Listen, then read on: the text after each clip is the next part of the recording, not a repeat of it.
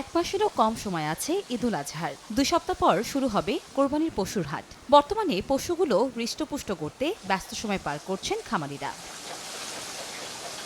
তবে যশোরে দিন দিন কমছে গবাদি পশুর খামারের সংখ্যা। খামারিরা বলছেন, লালন পালনে খরচ বেড়েছে অনেক। বর্তমানে বাজার মূল্যে পশু বিক্রি করলে তেমন লাভ হচ্ছে না। এই কারণে অনেকে খামার করা ছেড়ে দিয়েছেন।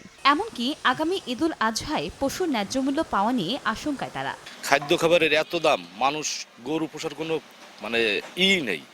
সব গরু পুষলে সবার লস। এখন বর্তমান সময় পশুপালন করা খুবই একটা ব্যয়বহুল এবং ঝুঁকিপূর্ণ ব্যবসা হয়ে গেছে। এবছরে সবচেয়ে বেশি যেটা সমস্যা ফেস করেছি সেটা হলো খাদ্যদ্রব্যের দাম তো ঊর্ধ্বগতি, এর থেকেও বেশি সমস্যা হয়েছে বিচালিতে।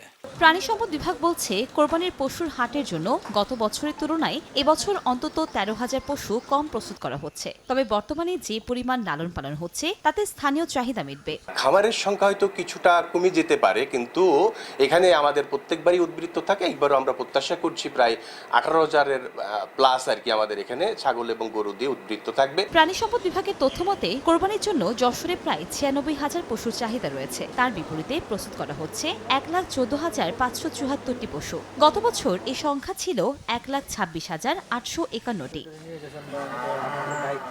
সময় সংবাদ, যশোর।